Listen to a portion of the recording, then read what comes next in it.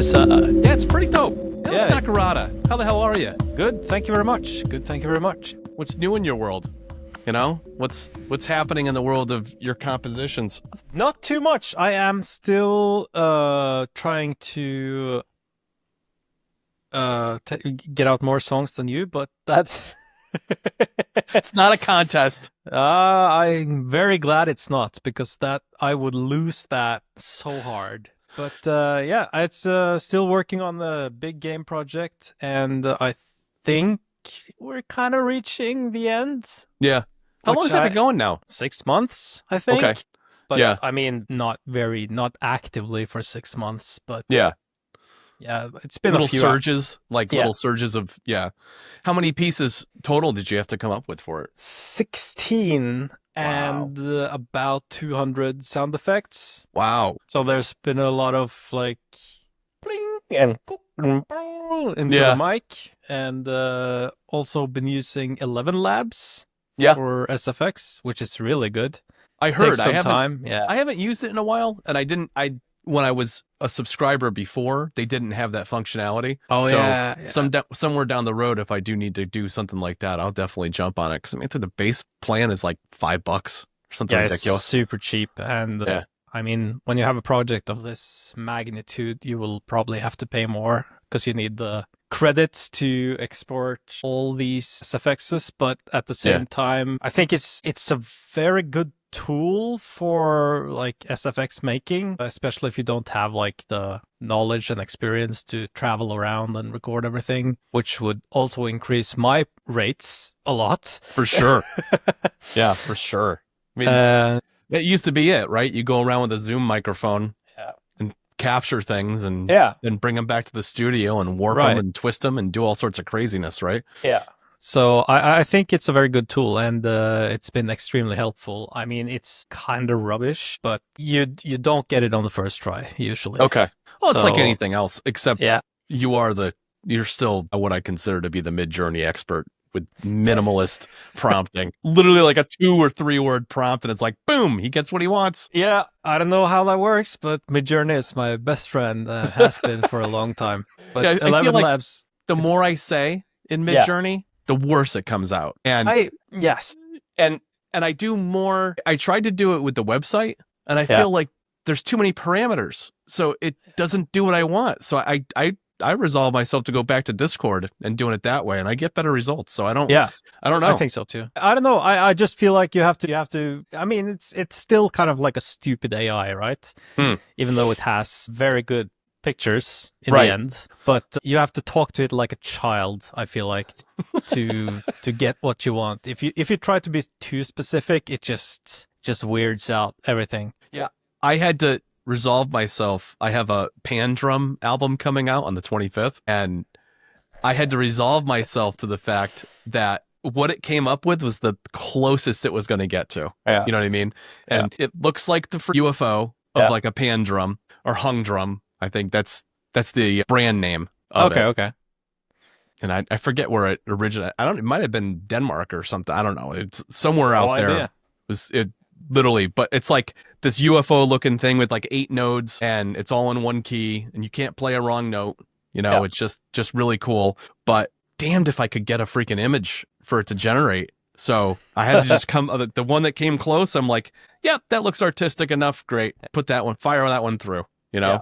But it just doesn't understand. Like it tries to give you an answer. That's the thing with these language models. Like, it doesn't want to not answer your question. Right. So it just makes something up. Fuck it, I'm gonna make this up. You're gonna get the result anyways. Like, it would be better if it just like, sorry man, this prompt is just too hard for me. So you have to rewrite it. But I mean, for cover art for music, I think it's very good. I feel like most of the prompts are pretty like artsy convenient for song arts, but sometimes, especially because I like that the motif is in like a center, so that the text and everything can look nice at the bottom or on the top. But I feel lately I've had to specify that more. It's orientation, like where everything is, because it's getting so realistic that it's like giving you weird angles and shit, which makes it kind of less useful for song art. Yeah. Yeah, it definitely tries to make it very centered and cohesive as often as possible, unless you tell it otherwise, right? Yeah. So if you're trying to use like visual art style rule of threes or something where you're getting the eyes going like here, here, and drawing you across the image, it's like you don't really get that all the time unless you specify or again, trial and error. But no, I think the variance and everything is enough. It's enough to like eventually you come up with something I'm like, it's 85%. It's good enough. Good enough for album art. Nobody's gonna care anyways. I mean, that's not what people are coming to me for. It's not for the pictures. The album art sucks. I don't want your music. No, thank you. Yeah, I don't want your free music. You know? I don't think that's the case. No. But I did also release a Suno album. Did you?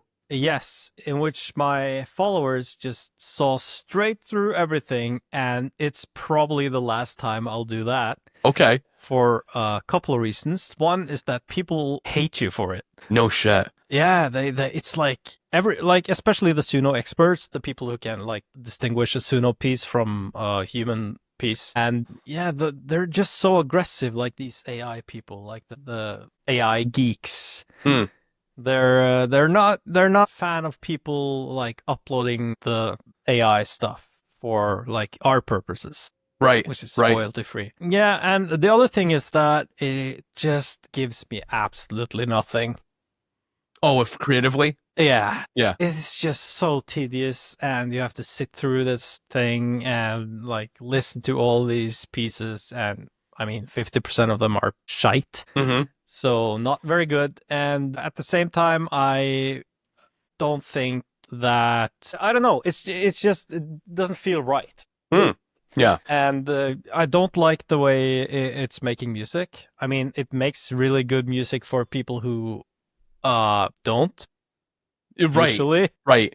So the songs are good for their kind of purpose, but I don't know, man. It's just like my least favorite part of music creating is like the whole uploading, making the art, exporting this, I think that, the uploading here and there.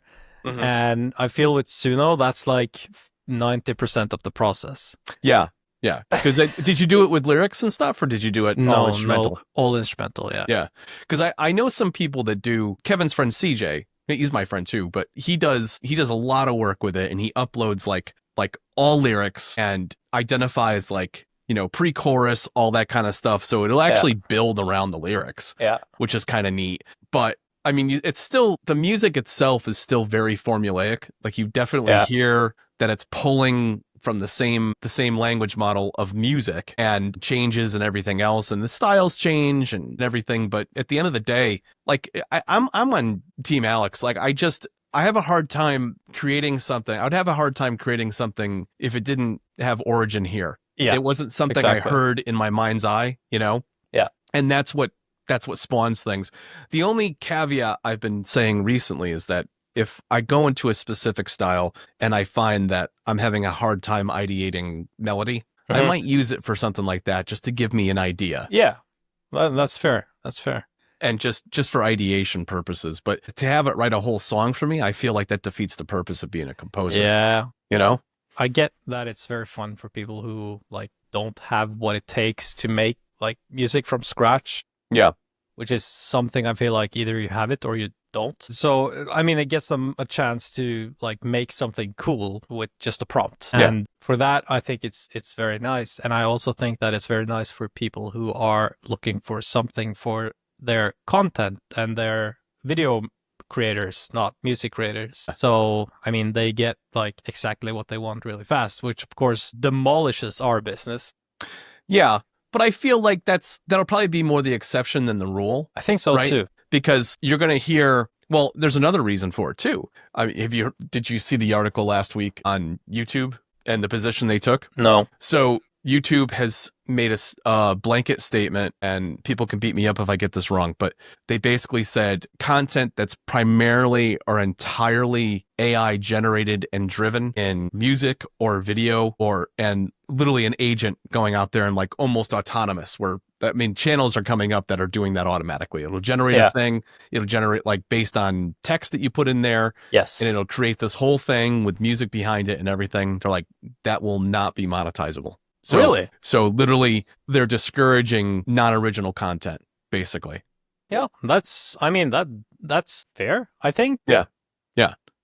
My only question with that is, so let's say you have a podcast and you need to generate some B-roll to add a little enhancement to it. It's not the primary part of your podcast, but it's a piece of it. At what point do they give a problem for that? You're right. Like, does it have to be the whole thing? And who's making that judgment? Who's making that arbitrary decision? It almost comes into the category of fair use, right? Yeah. Fair use is really kind of governed by how well known the person's material you're using is. Yeah. So for me to use 3 seconds of, say, a tune of yours to do an explanation, I probably won't get caught. But I use 3 seconds of Taylor Swift, my video's getting pulled. Right. Yeah. And same thing for myself or, many people. Like, just, it depends how much in the zeitgeist somebody is. Right. Yeah. And how big their lawyers are. Yeah. That's been the case for all time. Yeah. It's like the bigger people will punish harder. And that's just the way it is, I think. And but that's a good question though. Like, where do you draw the limit between like AI upload and human upload?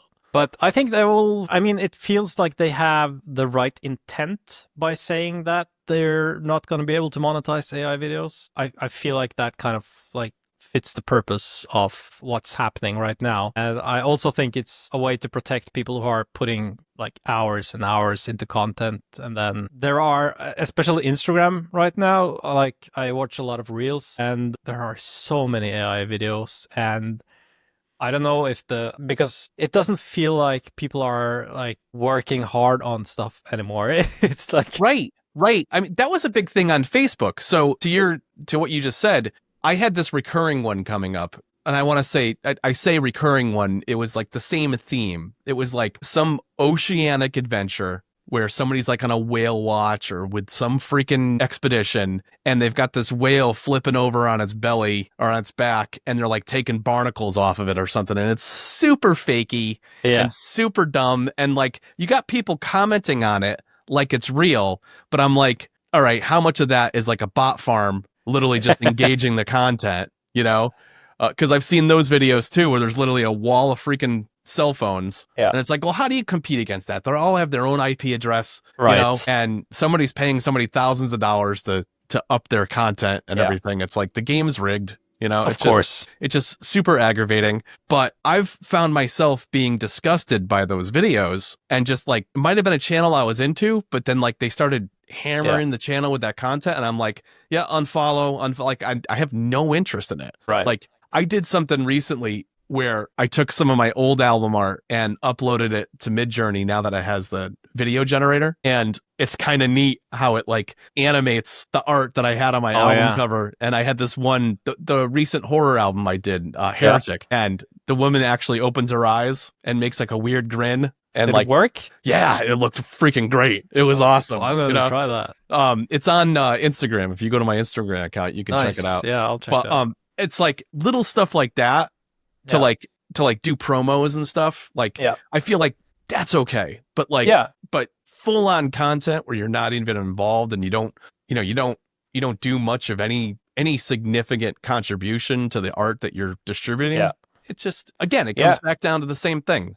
How much are you involved in it, and how much can you really say it's yours? Yeah, exactly. And I feel also that, are people really listening to music anymore in the same way they did before? So I feel like now we need to have more than just a song playing to an image. Yeah. Because people are not going to watch that unless they kind of have some sort of relationship with you from before. And if you want to get traction on the internet, you need to have something on Instagram or TikTok or any of those platforms. And at that point, you also need some animations or a video of some sort. Yeah.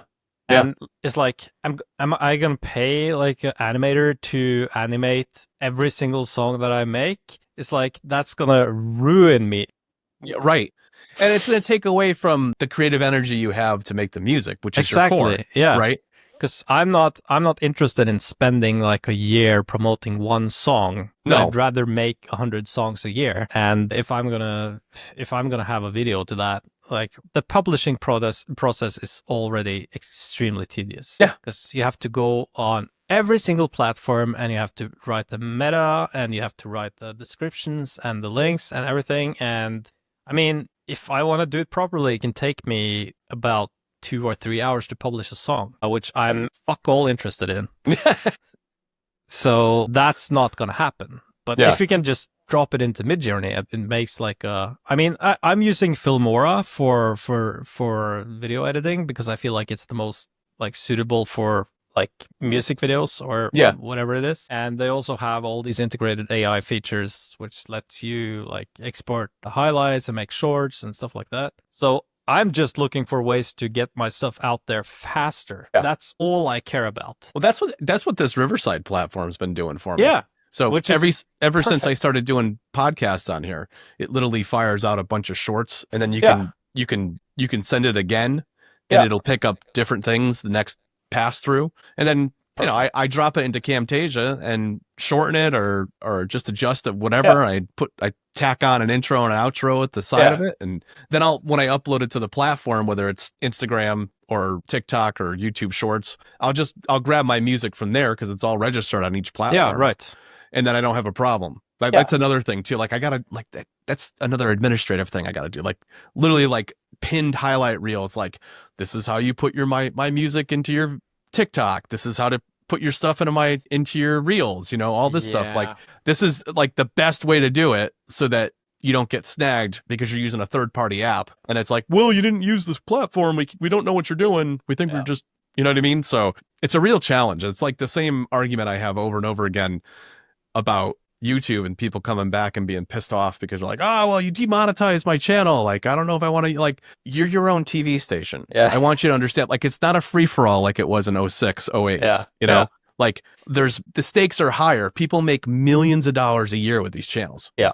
They can't afford to or be bothered with all the lawsuits. So they'll just pull it. They don't give a shit, And so you got to play the game. And That's just the way it is now. The game is, if you want to be a content creator, you got to know the rules. Yeah. And it's just, whether you're young or old or. Yeah, it doesn't matter. And it's, I think people are getting less and less interested in content creation. Because it's a pain in the ass. It's a pain in the ass. Yeah, it's really hard. It's fucking blue collar work, man. You got to take your time out of the day and do stuff like this, catch up with a colleague and let people know what's going on. And that's just a small piece of it. That is the fun part. Yeah. About 10%. Yeah. It's a 10%. But it's also motivating to talk to another composer that's actively building a catalog too, because I mean, there's days like the last couple days, my motivation was in the freaking toilet. But I also fired out like 50 tracks in the last month. So can't say the same. I can't give myself a break, Alex. It's heroin, man. It's your heroin. I know. You come back to that statement. I have to. If I don't put out some ideas, I'm not being productive. It's like, dude, like go have an experience, go take a walk. So I've been doing that more often. I've been doing like, that's good. Like 4 days a week. I'll walk anywhere from like 3 to 6 miles. Good. And I dropped like 20 pounds since February. What the fuck? Yeah. I mean, 70-80% of that is not from the walking. It's from like dietary choices and that's calorie the hard counting part. Can we talk about that for a few minutes? Of course. Because for everyone who doesn't know, I'm on like anti-anxiety pills, which is making me feel really good. Yeah. But my appetite lately, like the last year, is just so good.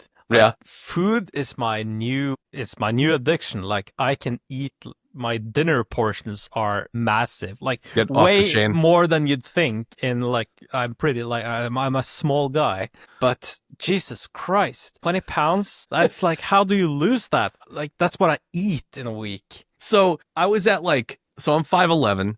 And I was at like 209. Yeah, right? Well, you're talking to a Scandinavian here. You'll have to meters. Let's 180-ish. Let's see. That's centimeters? Yeah, 5'11" to. Yeah, so it's about 180. It's actually 180. Your average. Holy crap. Okay. And then pounds are 209. What's pounds to kilo? Isn't that like half-ish? I think so. I think so. I don't know. Don't ask me about fucking stone. I don't know what that means. No one does. How many stone? Nobody does. That guy's 8 stone. What the fuck I don't know. Like big stone, small stone. Yeah. 90 kilos. Yeah. Okay. So I didn't want to breach the 210 mark because I'd never been that heavy. Yeah. And also I was feeling sluggish and gross. Yeah. So I'm like, that's the result. Yeah. So I'm like, well, what the hell do I do? Well, years ago, I had gained some weight and I decided like, okay, let me use an online calorie calculator. Like, what does it take to stay at this weight? And it's like, okay, you consume about 2,700 calories a day. You'll stay at this level. Oh, that much? That's yeah. So that's decent. I said, all right. And that's an excess. Why don't I drop it to like 1,800, give or take 100 calories a day and just be consistent with it. And in addition to that, incorporate a lot more protein because it's much more satisfying. It's satisfying longer. Stay away from ultra processed foods as much as possible. Not like completely because like every once in a while. Yeah, it is. Like every once in a while. It's literally impossible. Yeah. It just, you need like a donut or you need like some fast food now and again, just for whatever, you know. Which is fine now and again. But also a lot more fruit and veg. And I had a trainer that I had a few years ago that told me like, if nothing else, one thing you can do is eat your water. And you do that by having grapes, strawberries, you know, any kind of fruit that has a high water content. I mean, a full watermelon is less than 400 calories. Oh yeah, you can eat the whole thirst. Thing. Yeah. You're so full after a few slices of watermelon. It's insane. And it's amazingly low in calories. So I was doing stuff like that and just drinking more water and spacing it out and having more filling and wholesome foods. And over time, like initially, I'm not going to lie, like I still have a sweet tooth and I'll gravitate towards having a little bit of something, but it's always like a tiny bit. Like I'll have a piece of chocolate. Not a whole bar, you know what I mean? Like a little smattering or something. Just something to make, because really that's all you need. That's all you need. The rest of it's just decadence. Yeah, and it's that thing is so weird. Like the natural sugar addiction in people, like that is a brutal thing. And how your brain is just like, eat the whole thing. Yeah. Come on, give me more sugar. Yeah, and it's like really don't eat it. Yeah, and I find myself like if I want to indulge a little bit, I'm like, all right, well, I got to go for a walk today. A, I got to up the metabolism. B, I want that additional calorie deficit so I can enjoy this thing. And it's occasionally, like a couple times a month, I leave like one day to the wings. It's like I'm going out to do something special. I go to a restaurant. I'm like, there's no freaking way I'm going to meet my caloric guideline for today. I'm just enjoying myself. And so far, dude, it's been varying between like 190 and 194. And I was at 209. So it's about 15 to 20 pounds. Yeah. So, and now your cheat meals are way more satisfying than they've ever been. Yeah. And you're still losing weight. I don't even consider it that, like, cause I'm like, yeah, this is a day that I'm not going to focus on that caloric, you know, that caloric counting. Yeah.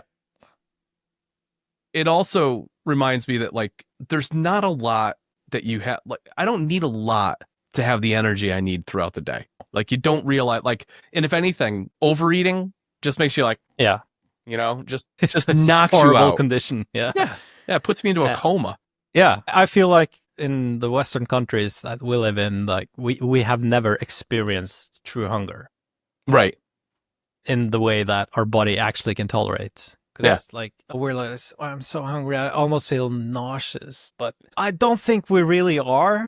Right. It's not proper hunger. We're just used to eating at that time. And if we don't, then our body goes into like emergency mode and it's just false. Yeah.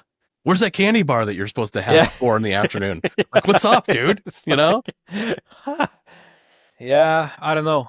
I think it's a better life choice, and like the energy you get, like everything gets so much better if you don't overeat and you eat as less unprocessed food as possible. How did this turn into a health style podcast? I don't know. Well, you were saying that you were like with this medication, you were like gravitating towards bigger portions and everything. Yeah. So insanely so. So what do you try? Like what's a typical meal for you? Like what's What have you been eating throughout the day? I forget if love you're to cook. vegetarian. Are you? I'm not. Oh, definitely not. Oh, Sorry. okay. Okay.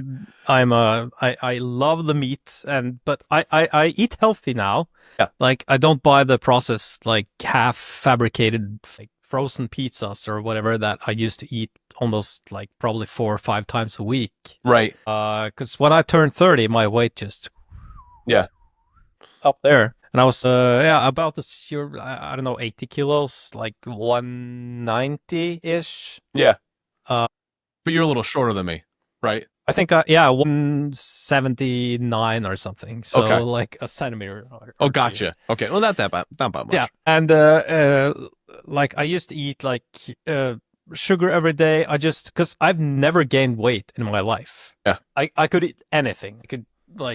I didn't eat much. Like, there was no point for me going to a restaurant because I just picked the food. I really enjoyed it and everything, but I got full immediately. Something those medications like took away completely. They took away from you.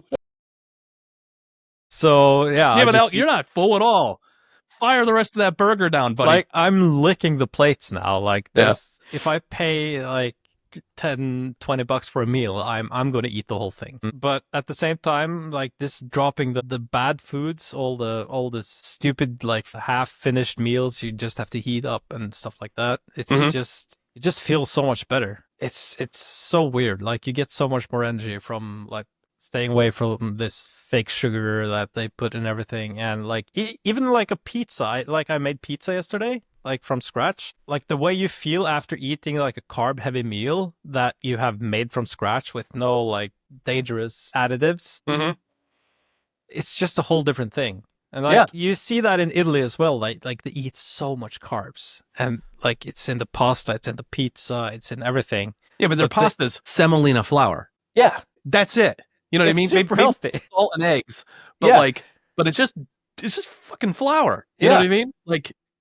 and those carbs are good. It's like the same thing, like the sugar you get from a chocolate or the sugar you get from a grape. It's like two very different things. But I usually cook most of my meals now, and I love to cook. Like I'm making all these like international dishes. You see them on Instagram and everything. There's so many cooking videos. Jesus Christ. Yeah, I have like a love affair with those. Yeah.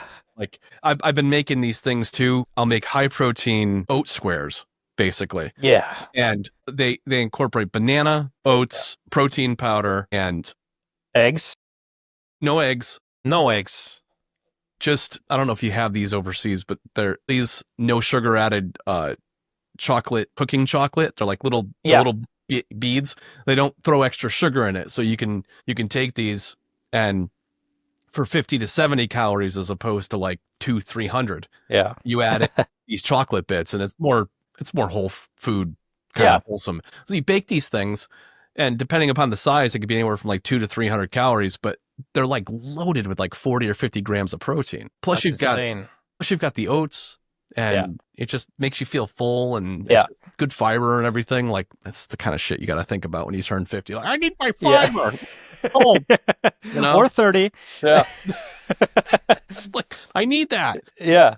But I'll literally I'll do a full tray of them, cut them up all into squares, and freeze them, and then just have them periodically, you know. And I literally came out of this reason, Alex. I was throwing out like bananas that were overripe because I only eat them at a certain ripeness, and then they're gross to me. Yeah. And I'm like, well, why am I wasting all these bananas? Like, it wasn't like a lot of money. It was just the annoying idea that I was wasting it. You know, feel guilty. Yeah. So I found a way to utilize them, even though it was beyond the edible amount. Like, once I baked it into something, you can't tell the difference. So no, doesn't matter. And in fact, it probably added some sugar and sweetness to it because it got to that point, you know? Yeah. But that's good. I mean, I would say if you're worried about the scale upticking, you just have to incorporate a little bit more water and portioning. You know what I mean? Yeah. So that's one thing I've done. It's I actually replaced my lunch with fruit instead of like something carb heavy. Yeah. Because in Norway we have this, I want to say, like, epidemic that if we're like slightly hungry, we just grab a few slices of bread with some like cheese or butter or whatever. Right. It's like a very Scandinavian thing that you always have a bread at home in case you get a little hungry. Mm-hmm. But we just stopped buying it completely. And I started making these breakfast waffles with like oats, eggs, cottage cheese, and milk. Nice. Which is something we eat every single day. And oh my God, it changed everything. It's Really? super healthy. Yeah. And you get kind of full from the oats, and it's practical. It's very convenient. You just have the battery in the fridge and then you pour in and you have it for 3-4 days. So I think that was the game changer in this household. Nice. Yeah, I haven't been eating a lot of bread either. Like around February, I cut that shit out pretty much almost 100%. Like occasionally, you can't get around if you go to a restaurant or something and something comes on a sandwich, you just deal with it. But you eat it. But I want it. One of the reasons is here in the States, you know, a lot of that flour is like bleached, bromated, enriched. Like I want nothing to do with that. You know what I mean? All-purpose flour. Yeah. Jesus Christ, what is that thing? I don't know. It's cement. I don't know. That's what it feels like when you swallow it. It just like it sticks to your gut. Yeah. And the weird thing is like the additives and like they just kind of like, I don't know. Like it just sticks to you. Like you gotta have to separate yourself from it. Since I haven't been doing that all the time, I don't feel bloated. I don't feel, I'm getting there.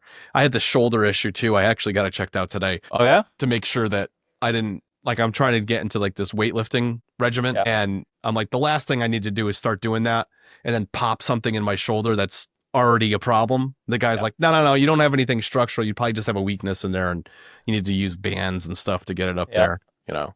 But so it's not a big deal? It's like, no, there's no surgery. No surgery or anything. I might need a cortisone shot at some point to accelerate the healing process, but we're going to start with some PT and everything else. Training solves most things, they say. Yeah. Okay. That's where my interest is these days, like exercise and food, I guess. Haven't made much music. I have probably released two songs maybe the last month. So that's where I'm at. Yeah, you're kind of. I've already apologized to my followers that sorry, it's summer here, so it's gonna be pretty quiet from my end. Yeah, and everyone's like, okay, that's good. Get the energy back. Get the sun little sun that you have, and so I think it's fine. I had that window mid to late April into most of May. Like I had gotten caught up with a bunch of things that I had to get produced, and then like this year has been like surge break. Surge break, like I had so many horror pieces to release. I was like, okay, maybe I'll make a compilation with this and with that and like some short form blah. I was like, I'm exhausted right now. I've been reviewing these 24 tracks and I'm like, nah, it's one big compil. I don't care. I just put the whole freaking thing out, and there'll be some short form stuff on there that doesn't evolve a lot. There'll be some bigger stuff with rhythmic sections and everything, and a little bit of everything in between. And few people that use, few people that are like Patreons and stuff that use it, both of them are just like, dude, this is a lot. This is like, there's a lot of good stuff in here. I can't wait to use this. I'm like, all right, good. Because that feeling when you get like a batch of stuff in one style and you've been listening to it, like I'll go on walks and listen to it and I'll use the voice memo in my iPhone and just take, like, I'll be so far into the walk that my mind is just clear and I have a full objective listen to what I'm listening to. I'm like, yep, needs more low end, too busy, put another section in the middle, blah, blah. Yep, that should do it. Also, you could do a version that's slower. That's probably functional for people out there. There, let's do that. Boom. Okay. And then I'll go back to the studio, maybe not even that day, a couple days later, and just listen to myself and execute, because I'm just like, well, my mind was as clear as it's going to be. What I thought then is probably how I should handle it, For sure. Yeah. Every single time. Yeah. So I've been doing that a lot lately, but then once I'm pumping out the final mixed and mastered version, I still have that second guess. I'm like, I don't know if that comes through or bleeds through the mix enough or whatever. And I'm like, then I just have to fuck it. DistroKid, boom, here you go. Publish, whatever. 9 times out of 10 doesn't, it's not even a thing. You know what I mean? Everybody loves it. Everybody loves it, Yeah. I mean, you're looking at your music from a completely different perspective than anyone else. And the way that it sounds to you doesn't determine how it sounds to them at all. I realized. But I mean, it's also something about being happy with your own product, because that kind of shines through, I feel like. Yeah. And I feel like that's where bringing it to that 80 to 90% complete. Because there's musicians out there that'll push 100% every single time. And there's some pretty famous musicians that do that. Yeah. But that's not the receiver. That audience is not the receiver of the product that I'm producing. Mine's utility, mine's production music. It doesn't have to go to that extreme. And I don't have time for that. I won't be able to generate the body of work that I need to generate, Not at all, yeah. Because I get a few comments every now and then, because if I write something in the description that I wasn't too happy about that part and everything, some people usually comment why don't you spend a few months on the same song? And I don't really know how to respond to that, other than that I don't like to do that. I mean, I'm kind of done with it, because I've listened to it, even though the song is maybe 3 minutes, I've listened to it for probably 60 minutes, and that's enough to get sick of any song, really. And I just feel kind of done with it. But I do notice that sometimes when I do the thing that you taught me, which is to just make the first 20 seconds and then save it, leave it, and then randomly you find it a month later in the work in progress folder, and you listen to it and you think actually this was kind of cool. And then at that point you are viewing it completely different from what it was when you originally made it. And at that point that's when you should start building on it. Absolutely. Yeah, because you feel I feel like sometimes I channel an idea, whatever that means, right? Yeah. But I have nowhere for it to go. Right. And I'm like, I know this is fun and I'll be able to play around with this at some point. But right now, all I want to do is capture that, because I'm going to forget it. Yeah. And it's going to go back into the ether. And that's that. I mean, I just did that recently because I'm like, I hit 850 tracks. What do I want to work on next? Right. So I go into my folders and I'm like, okay, African drums. I have 3 ideas. I need 5 more. Buddy Cop album version 2. Right. So that's that whole 80s buddy cop movies from the US. I have 3 new tracks for that. And I want to do at least an EP, so I need 3 more, So I'll go through the folders, and that alone gets me excited. I'm like, because I'll stumble upon one of those folders, and I'll be like, oh yeah, I haven't touched, I don't know. I did a glitch album earlier this year, and I look in this folder, and I'm like, holy shit, there's 15 ideas in here.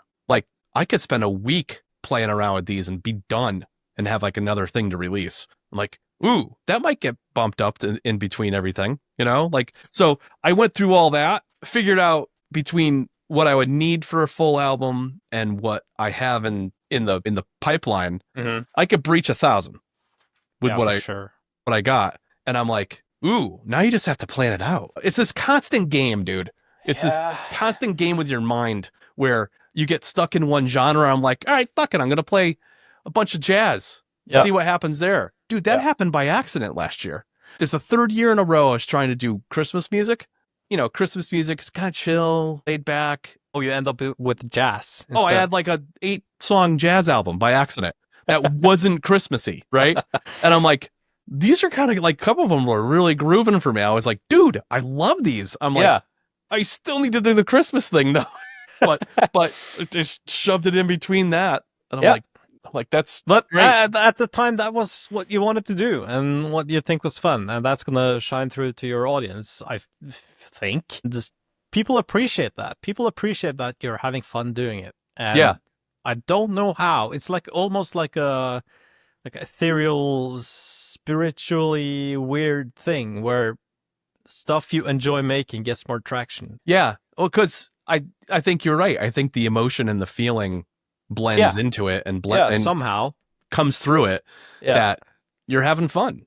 Do you do any live stuff? Do you do any live recording for your audience, where you do a session, a Friday night session where you're actually recording and going through anything? I used to do it. I used to stream every night at PM for a few hours, but I mean with my lifestyle it just didn't match. So I'm too inconsistent, so I can't really do it. And they say like if you're gonna stream or do live stuff like that, you will have to do it at the same time every day or every week, so that people know when you're on, and in that way you get traction. And I mean, I think it would be extremely like beneficial for me to do that, but I just can't be able to do it. I'm too inconsistent, and I can't sit down on the computer if I don't feel like sitting on the computer. Right.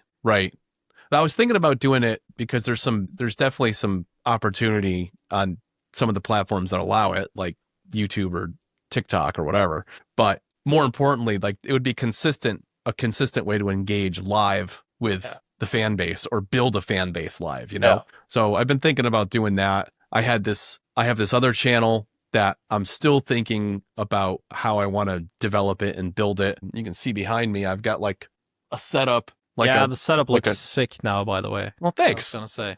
I got this backdrop, and I want to start doing some training to content creators and stuff on how to navigate royalty-free music and social media and everything, how that landscape is constantly changing and ebbing and flowing. I'm going to go on the record and say this today with you right now. I really freaking hate Spotify. I really hate it. So do I. I even canceled my premium subscription. Yeah.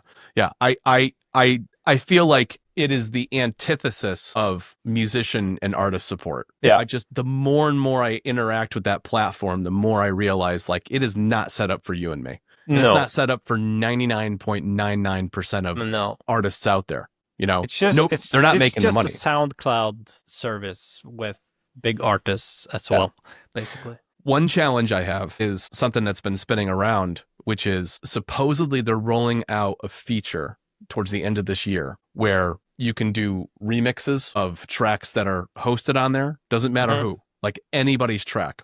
And here's the clincher. That's an end user ability. So they're going to allow you to do that on the platform and take, say, one of your favorite and most famous tracks, remix it and republish it on there. You don't get a single dime for the spin. How in the hell are you planning to do that? Don't know if it's part of the TOS of the platform, but I'll tell you this right now: if that goes live, I'm pulling every track. On the platform.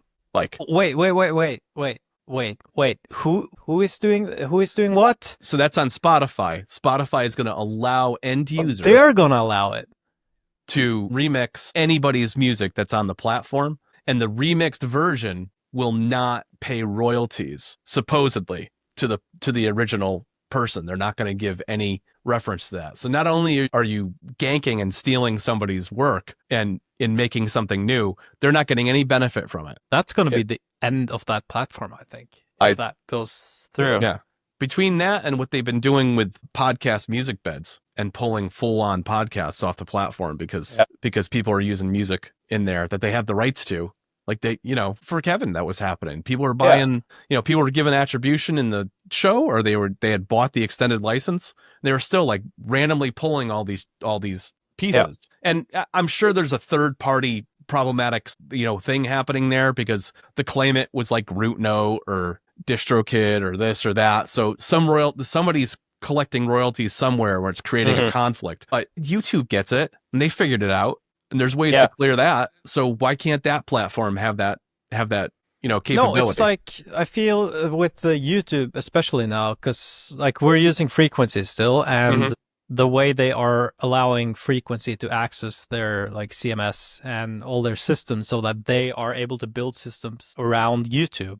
I think that's what makes YouTube like the winner in every single sense now, because the others don't do that. Like Twitch is terrible, Spotify is terrible. Twitch is recently having a thing because they're using Audible Magic for their copyright system. Okay. And that's an issue I've been having recently where people are getting their VODs muted on Twitch because my music is in there. And in Audible Magic system, that's a flag of some sort. I don't know. Have you had that issue? No, I had an issue with one podcast on Spotify. Occasionally it'll pop up that there's an issue on YouTube, but more often than not, it's a misspelling or something. So, or somebody's a bit of a newbie when it comes to, publishing tracks. That's fine. That's fine. And I'm like, and I always very nicely collaborate with them. Usually it's on Pixabay or some other thing. They email me, hey, this thing happened. Can you help me out? I don't, I'm trying to monetize this channel. Yep, no problem. You're like, here's my fact page. Here's this. By the way, I have this new track out, blah, blah, just all the ways like self-promoting through, solving a problem, right? Yeah, I'm always happy to, like, I get those emails probably 2 or 3 times every single day, and it doesn't bother me at all to help those people, because they did an error, and a lot of them even apologize beforehand, even though it's not necessarily their fault, because maybe I forgot to whitelist them or whatever when they signed up for this or that. So that happens, and like I'm always happy to help people if they have issues with using. Like I want this to be like almost like an open source thing. Yeah. Like that's my dream, where you just download the song, you use it for whatever you want. If you do it correctly, you're safe. If you don't, then like you get some sort of flag or But it feels like with Spotify, and it feels like they're trying to make like their own ecosystem within themselves, and it's just harming everything we do. Yeah. Right now. Well, it started from the beginning, because when they first came out, they offered equity shares to the different publishing houses, right? In return for lower revenue, share, and lower royalty share on per spins. And so those publishing houses are making money hand over fist because they have an equity share. Yeah. They don't give a shit. It's the artist that suffers, which is really lame and really sucks. But I also found out something that's even more encouraging on the YouTube platform, which is, we both have this relationship with Frequency, and a video will be demonetized if they don't give proper attribution, right? So the detail of that and the dig into that is this. Any like the money that we make on the YouTube platform has zero to do with the money that the actual video creator would make. Yeah. So what does that mean? It means, all things being equal, with proper attribution, a monetized channel never has access to the royalty stream associated with the music that they used in their video. It just shuts down the ability for them to collect on the ad revenue if they don't give the proper attribution, which is basically, hey, it's a book report from high school, right? You didn't give a proper notation of where your source is, so you lost points on this paper, right? Yeah. So you don't get the A, you get the C, right? Yeah. Same thing on that platform.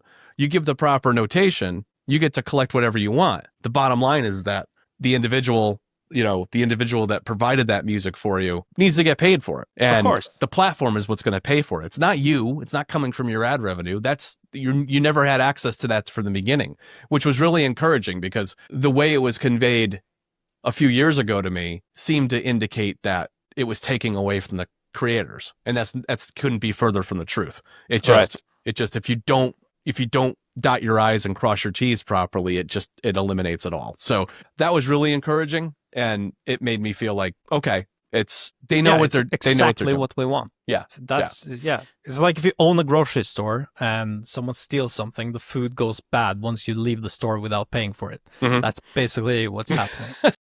And I feel like with these platforms that are popping up right now, because I've been getting a lot of emails from similar publishers like Frequency, because they're popping up like everything right now. And with that happening, they also start a competition, and like it's not hard from us to jump from one publisher to another, right?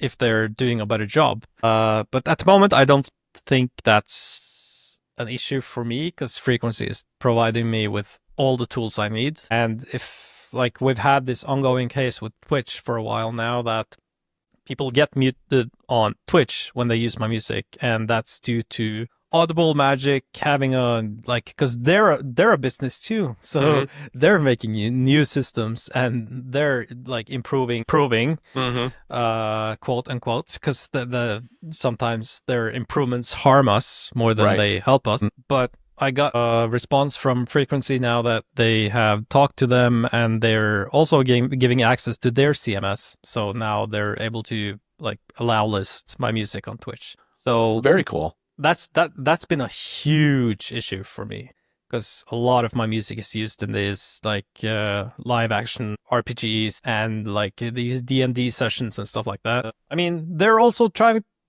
to survive the best they can, and they want to make money from their stuff. And one thing is that they get a monetization claim because not everyone cares about the monetization anyways. So, but when they start like muting the audio altogether, they basically ruin the entire video. Right. Now we understand that, like, if it's a gameplay video, right? Yeah. That actually playing some video game or something like that, it's probably very hard to get the copyright on the music, in-game music. And oftentimes people will grab your tracks, my tracks, Kevin's, whoever, as like an overdub to like what they're playing. And you can let as I understand it, there's actually settings in consoles where it's like, I'm gonna live stream this, and don't live stream the audio, like the game, they can do the that. game audio, or not the game audio, like the sound effects, but not the music. Really? And at least that was happening with me for, I think it was YouTube from my PlayStation 5. So I could actually stop that broadcast so it wouldn't create an issue, and then I could always go back in and edit it and throw in extra music if I want, Nice. So, but I understand that to an extent. It kind of still sucks because if somebody wants to show you like the true experience they're having, like there's some pretty epic stuff, like the original, like the God of War with what's his head's soundtrack, big composer. He did, God, why can't I think of his name? He's got kind of a gnarly name. He's from Western Europe too. It'll come to me.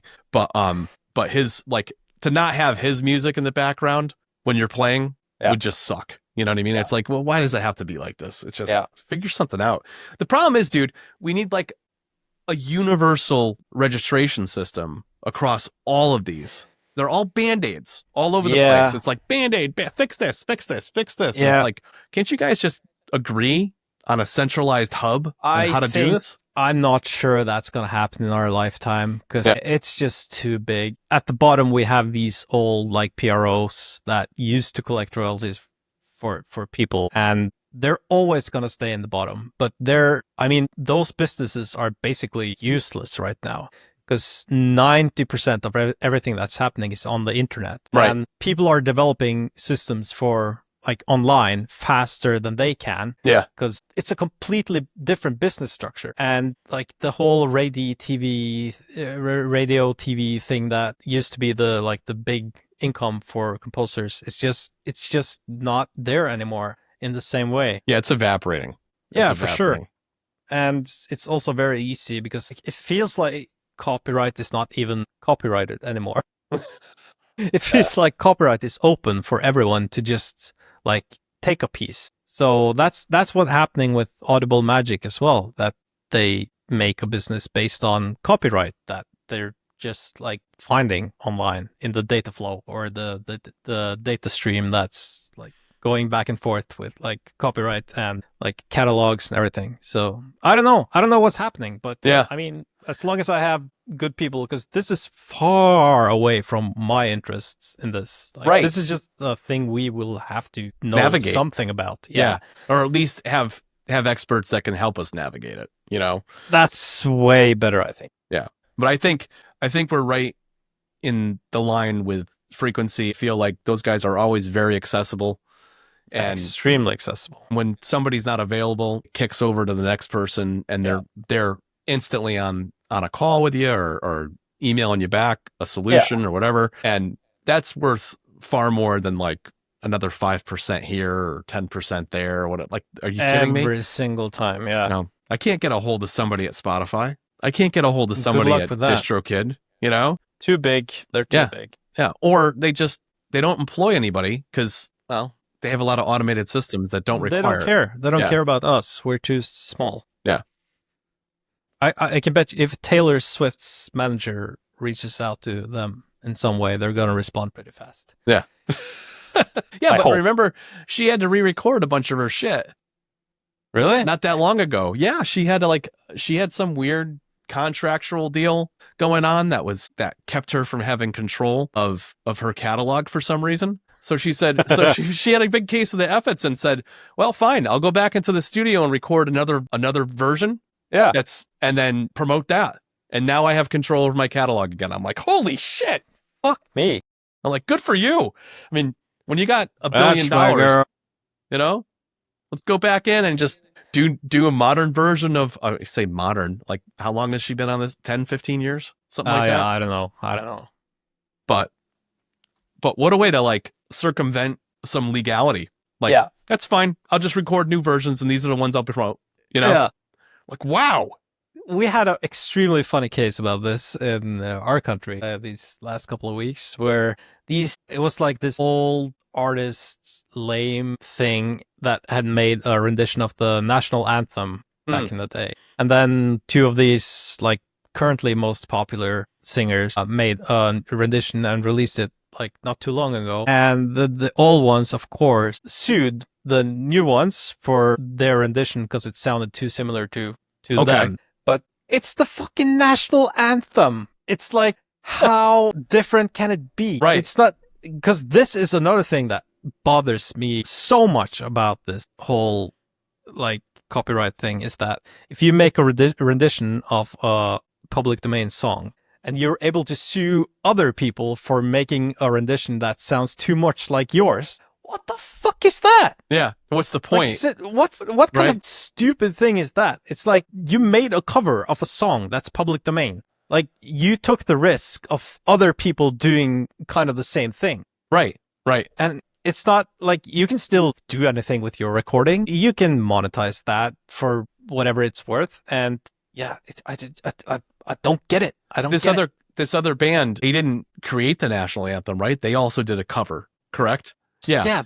Yeah. So that's composer just of this song died fucking hundreds of years ago. So in essence, I feel like their argument is probably invalid, but did they win? I don't know yet. Okay, it's still I hope updating. if they do, I'm moving. I'm leaving. That The legal precedent will piss me off, Tim. Yeah. But let's say that if I make a song and someone covers that and then 15 years later someone else covers it and it's slightly similar to the other. Like I would be stoked. Like if people cover my song, like who the fuck are you to sue someone for making a version of my song too similar to your version of my song? Yeah. It doesn't make any sense to me. Yeah, they get the performance revenue. Yeah. And you're still going to get the composition revenue because you created the song. I don't even care about the revenue. Right. Like, I just, like, if people want to cover my song, that's fucking awesome. And, like, how dare you to, like, go into court with something that I made just because someone made a similar rendition? Yeah. Yeah, it's just the laws has to change. Yeah, I mean, it's one thing to give you credit for the original piece. Yeah. It's another to, like, completely keep somebody from being creative. Like that, I don't agree with. At all. Like if you cover a public domain song, you take the risk. Like I've had that issue. I had to pull a song down because my cover of like a Scottish folk, like classic folk song or whatever, like Sony actually, like I got a claim on my video from Sony because my version was like kind of similar to some composer like registered with Sony. Okay. So like I didn't dare to do anything. Of course I pull it down. Yeah, no problem. Like, yeah, I mean it's just stupid. Like you can't own someone else's work. Yeah, when people have big pockets like that and there is a similarity in sound, yeah, it's like, okay, whatever. Like coincidence or not, you composed this before I did, and yeah, let's move on. You know, and you can bet that the original composer was twisting in the grave about this. I can hear the sarcasm just dripping off of you. You're like, yeah, they don't care. Like they're gone. They just enjoy that their work is still alive. Yeah, I'd be happy to know that 3-5 generations from now, somebody's still enjoying my music. That would be someone are wonderful. Still making versions of your song. Like, that'd be wonderful. 100 years after you died. I don't know, man. It's a hassle. I'm just trying to like, now my goals are, okay, I've got a trifecta of platforms. I've got my website that I disseminate the tunes from, Pixabay, SoundCloud. I'm trying to see if there's something else out there, one or two other platforms that'd be. You can do Bandcamp. Yeah. Bandcamp is good. You do pretty well with that? Yeah, make a few dollars here and there, but I mean it's just a very convenient platform. I was thinking about it from the standpoint of you can do not box set, but like you can do genre sets, right? You can do like, I do that. hey, horror pack, boom, Yeah. and then offer that as like a convenience download for a small fee, right? Yeah. Rather than spend all this time on my site and downloading one track at a time and all the attribution. Well, Yeah. here's a PDF with all the attribution language, and here's all the tracks, and it's all in this one little cluster for $49.99. It's like, That's save you the exactly time. what I do. And Yeah. you also get the high quality files as well. Mhm. You get the WAV files and the FLACs and the OGGs and all that stuff that Nice. some people request. Yeah. And instead of me having like 50 gigabytes worth of data on my website, which I have to pay for, Right. it's better that I do that on Bandcamp and rather just like charge a small fee for that exclusivity that people get from getting those files. Because my website is purely MP3s. Yeah, me too. But they're 320 kbs. Yeah. You know what I mean? More than good enough. Yeah.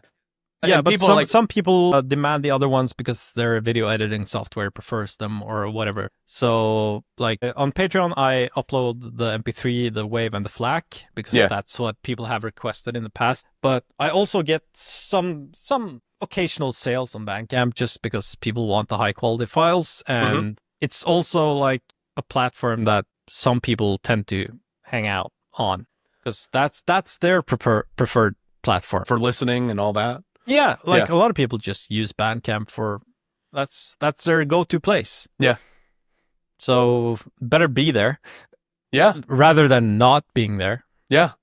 And as you say, also the convenience of having the packs and the collections there is very good. And people can download the entire pack, or they can buy like a single track from that pack. Yeah. Yeah, that's probably a good idea. I've been thinking about that for a while, but it's just, again, it's how much bandwidth do you have? Yeah. Every time I release an album, I've got to upload it to 3 places, and so here's another one. Encode the MP3s with the digital art, all the meta tags, all that. That's fun. Yeah, it's like once I hit the export button on my song, I just go back, I lean back, and I do everything like basically blind because I've done it so many times, and I'm so bored with it. But it just has to be done, and I could definitely do more. I could spend 5-6 hours on publishing every single song, I think, if I took the time and the effort. But I don't. Yeah. Oh, at some point you have to be like, good enough, upload. Yeah. Yeah. Like it's Next. enough data. It's enough data. It's enough information, and that's where it. What's coming up next? What do you have on the docket for musical style that you're hoping? I want to make more metal now. Yeah. I'm in a metal mood, and I think that maybe I'm getting better at it. Mm-hmm. Because this has been a trial and error process for me the entire way. Like no education, no like mixing classes or anything. It's just been like twist the knobs until it sounds good. Yeah. I feel like that's probably better. At least it's more unique. Yeah. Because you don't follow like the generic structure that like the right way. Right. But with metal, it's been definitely harder than any other genre. Because once you add distortions to things, everything gets fucked up. It's like just overdriving the sound Yeah. and the volume and yeah, it's like I can spend 2-3 hours like making a drum kit preset, and it just sounds fantastic. And when the guitars are played on top of it, everything just falls back into the rubble. Have you It's considered so doing? Do you do templating for your project sessions? For the metal, I do that. Yes. Yeah. That way you don't have to reinvent the wheel every time. Yeah, but that riff might not work in that template, even though it sounded very like, do you strum or do you like the technique on the guitar? Just you have to micro adjust every single time, and yeah, it's just getting better and better, I think. But I think right now that's like what I enjoy the most. It's more analog. It's much more analog than just an epic orchestral track with all MIDI and instruments that sound good from the box. Yeah. Because this doesn't at all. Yeah, I mean that is a benefit of that, right? Like, literally right out of the box, you're like, yeah, it's exactly where you want to be. Like metal is definitely on my I'm looking at my list right now, so it looks like I'm not making eye contact with you, but it's because I'm looking at my spreadsheet. I'm so offended. My metal is on the horizon, but I also have I probably won't get to all of these, let's be honest. My ambition far outweighs the time of day I have, the hours in a day and week and a month that I have at any given moment, But I always feel like, shoot for the moon, make it a quarter of the way there. You still made it a quarter of the way to the moon, so fuck it, right? As long as you're out of the atmosphere and you don't fall back, then it's fine. That would be bad. But I've got metal, light spooky horror for kids, some more short form comedy, ambient, jazz, dreamcore, lo-fi, 70s, 80s, 60s, and 80s rock. So that's going to go into next year. Yeah. So that's going to be interesting. Every decade is going to be harder. Yeah. Yeah. So I am trying to spend a few weeks to the better part of a month setting up the templates for the various decades so that I can just sit down and things for the most part will be set up 80-90%. You know what I mean? Yeah. But I want to get into Christmas again, but I want to do originals instead of covers of known stuff this year. I don't know, probably another cyberpunk album, some podcast intros and beds. Oh yeah, people love that. Shit like that. You know what I mean? But they're genre specific. Here's a bunch of intros and beds for, true crime or spooky paranormal podcasts. Yeah. Or here's ones for comedy ones. Here's ones for talk show, that kind of thing. I did the stings and the transitions a while back. If you watch 1,000 sitcoms, the short transitions that are between the scenes and stuff. Yeah.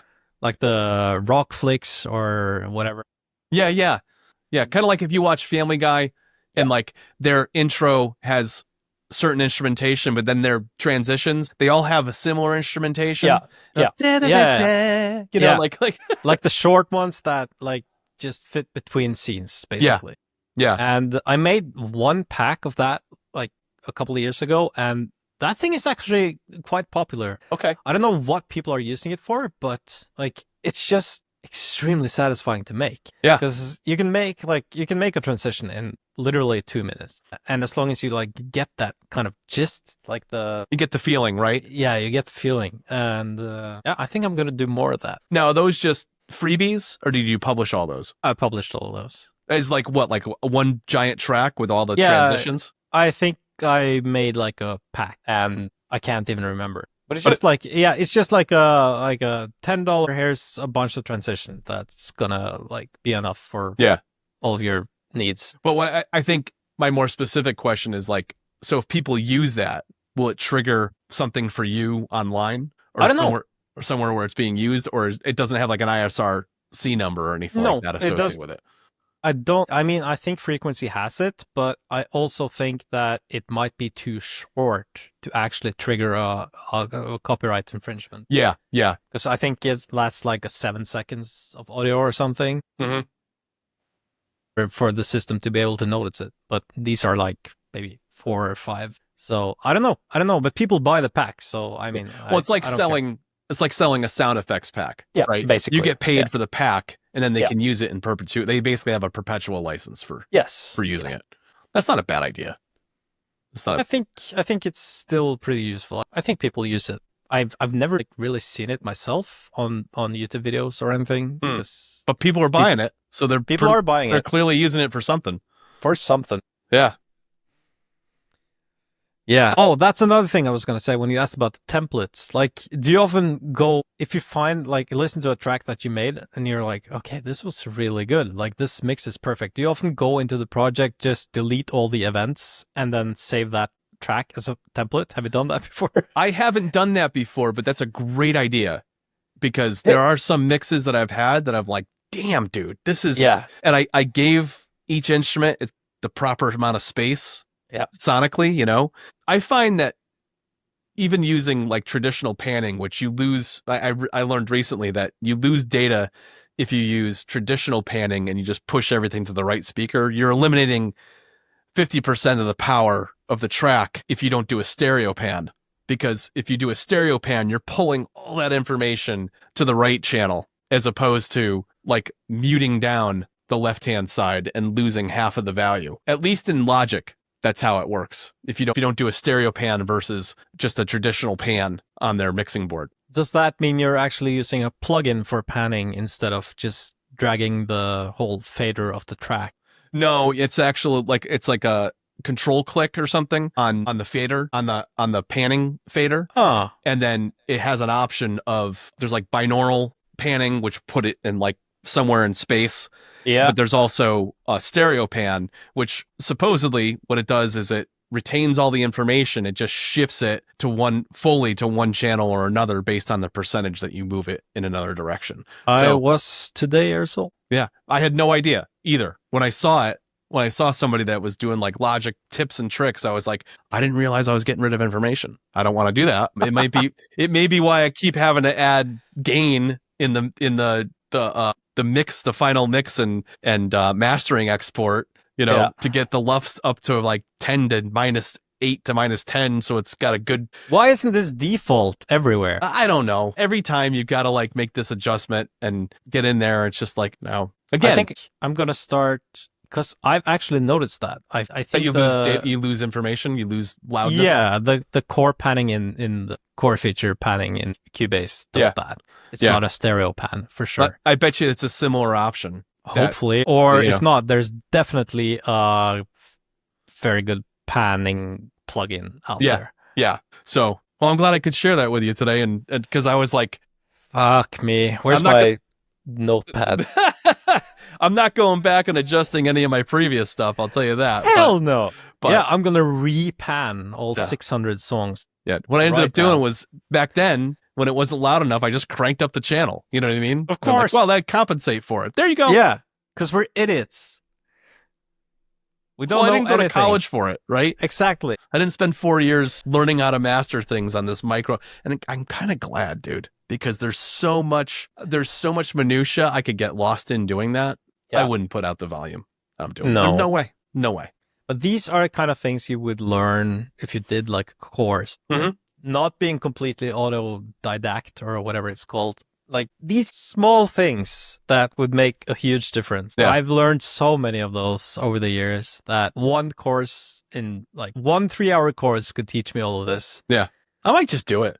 Yeah. I've been thinking about it recently. I'm like, a little refresher, go in and do like a whole refresher on mastering. And even if I walk away with 6 to 12 tools that make more the mix than enough sound that much better. Yeah. It was worth every pound. I don't care if it's a couple $100 course or whatever. Yeah. It's worth every Even penny. if the first 10 tips are stuff you already know, you're going to feel good because... Yeah. I'm doing it right. Yeah, right? I'm doing it right. Yeah. Yeah. It's craziness. Well, look, I got to head down to see my kid. She's getting glasses for the first time today. So about time. Yeah. Join the club. Your mother and I club. Yeah. both have glasses. And now you're able to look into the future like us. Have you seen this, man? I don't know if you can see how thick my glasses are. Oh, wow. I think mine are similar, dude. Let's see. Are mine... It doesn't even pop up, man. Oh, all right. You still have your sight. That's good. That's good. I do with these on, yeah. Well, dude, it's good catching up with you. Likewise. Thanks for making time and taking time today. Yeah. I will, I'll have more music to share with you very, very soon. Good. And hopefully I've got some of your Norwegian metal to hear very, very soon as well. I'm very excited about that. Like I always love those new tracks, man. They just come in the drops like bam. Yeah, they're just brutal all the way through. Love it. All right, brother. I'll catch up with you soon. Talk to you later. Will do. All right. Bye-bye. See you.